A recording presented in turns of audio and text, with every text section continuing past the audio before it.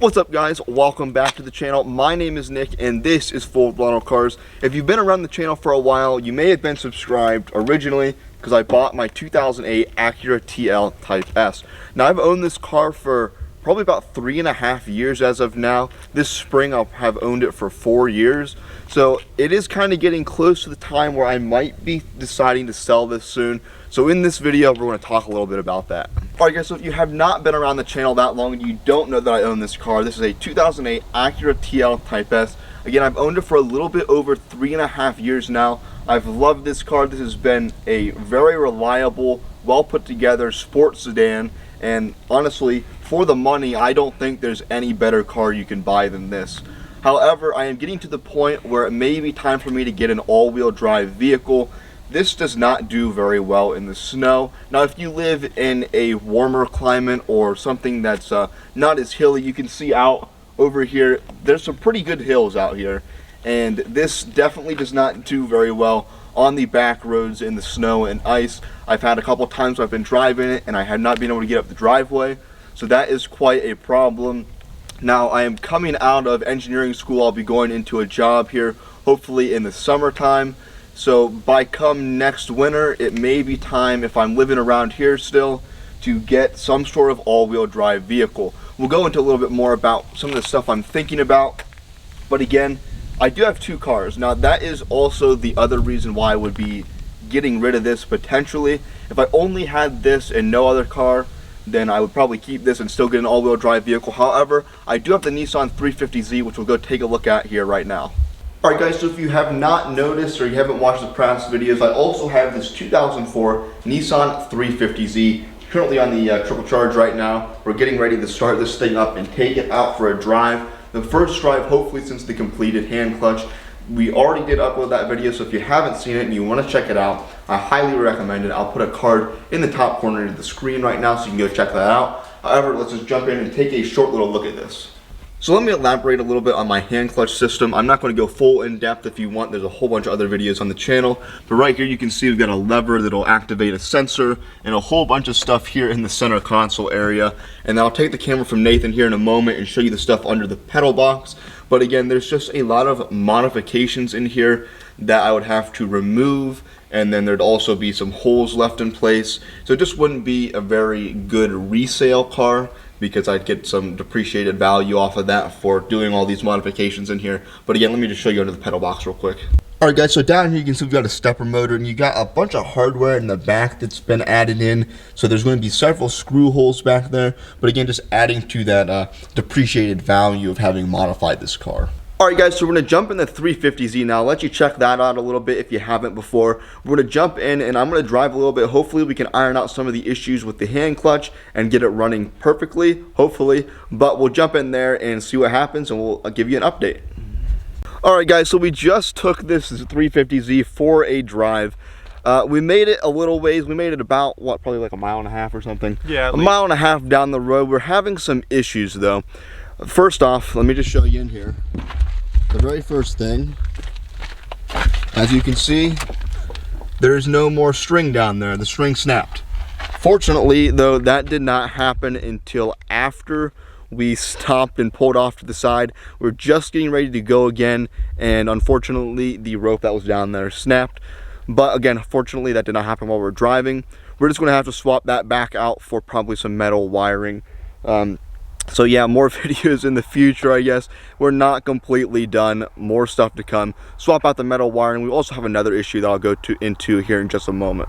All right, guys. So then the other issue that we have with the hand clutch system right now is it is reading a pull in the system whenever we are actually pulling it back into either second, fourth, sixth, or reverse gear.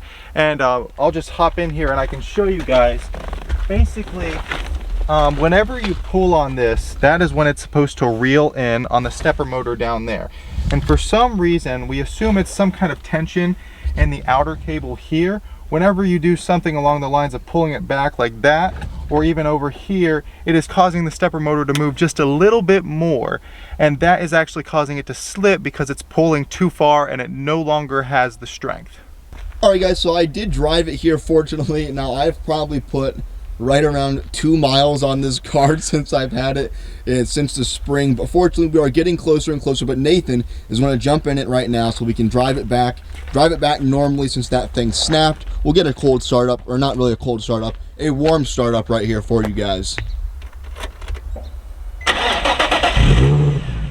This thing sounds pretty good, actually, and we did get on the gas a little bit in third gear coming here. However, we did not get it on film because we were focusing on how to make this system work. So going into this other vehicle that I might be buying, again, it's probably going to be something four-wheel drive. If I'm getting out of this, it's front-wheel drive. The Z is rear-wheel drive. So again, not great for winter. I might just throw some snow tires on here and get by for a while to keep this car another couple winters or something. But again, it would be a lot more comforting to know I have a very capable four-wheel drive vehicle. Now, going into that, there's a lot of interesting four-wheel drive vehicles you can get. The WRX comes to mind for sure, except for I am honestly not a huge fan of the WRX as an overall car itself. It's a cool looking car. They're relatively fun to drive, especially if you're in like some off-roading or dirt roading setting. But I would not be able to get an STI version of it, for one, because they're all in manuals, and unless I apply my system from the 350Z onto a WRX, which I certainly could do, I would just, for a daily driver, rather have an automatic. Now, the other issue I would have with going with something like a WRX is reliability. Long-term reliability on those things is not very good. You all know, if you're in the car scene and you have any clue about reliability of cars, the Subaru WRX is not known as a reliable car. They blow head gaskets, I believe. They just have all sorts of issues that would probably be okay if you find a very nice, well taken care of one that's not been heavily modded. But again, long-term reliability, I'd probably rather not have that. So 3 cars that would kind of be at the top of this list, they are complete opposites of the TL. It would be a Jeep Wrangler, a Ford Bronco, or a Toyota 4Runner. Now, I would be leaning a lot more towards the Toyota 4Runner for multiple reasons I'll get into, but all 3 of those vehicles are very capable in the winter time. You got snow, you got ice, very solid off-road built vehicles that would be durable in the winter time. You would not have to worry about getting stranded at all.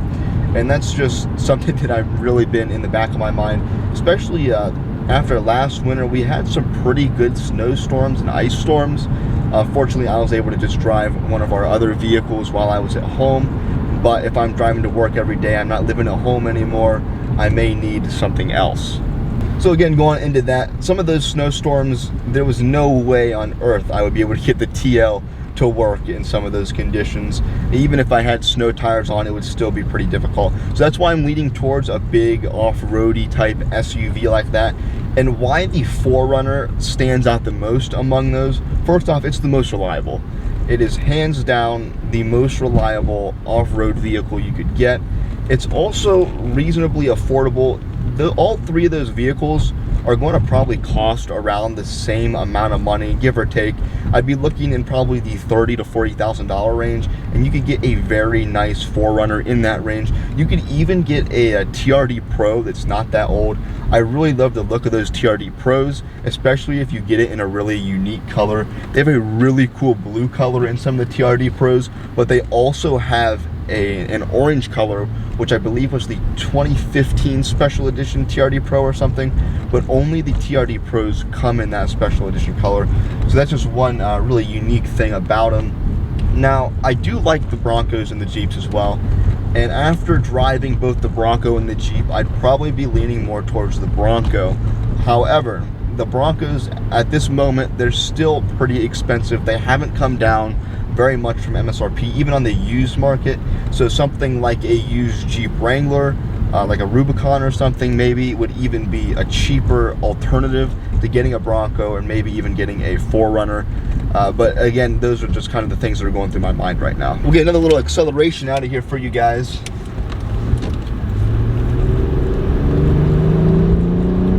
Get a little bit high in the RPM range. get a little bit of that engine noise. Alright guys, so as we're kind of running out of filming light here, we got the light on in the car. Hopefully this comes through as okay quality. But just to wrap up some of the things I'm thinking, right now the 4Runner would be the #1 option at the moment. That would be the favorite going into this potential selling of the TL and buying something else. The TL would get a nice chunk towards a down payment on that, get low monthly payments on that, hopefully not be too expensive. But that's kind of the area I'm looking in. If you guys have any suggestions, let me know down in the comments. One thing that would possibly throw it for a loop and completely not even be anything like those big off-road SUVs, the new Acura TLX Type S is all-wheel drive. So that means it would be better in the snow than this car currently. However, again, those cars are more expensive. They, again, haven't come down off of MSRP really, even for used ones. If those cars would happen to sneak down into the mid 40 range to low 40 range, by the time I'd be looking to trade up, then that could also be an option as well. But again, let me know your thoughts in the comments below. Alright guys, so now looking at my plans for the future, somewhere in the more immediate future, I have just very recently been thinking about maybe selling my current sport bike and getting more of a half off-road, on-road a bike. They're called Enduros, and basically that would allow me, much like Nick, in this sense, to get around where I live a little bit better. There are so many back roads, and then also where I work part-time, it would be a lot easier for me to maneuver in that area.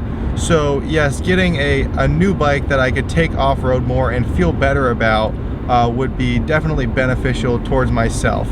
Now I am this upcoming summer going to be working an intern job at an engineering company, so that would potentially allow me to fund a new bike or a new used bike a little bit better.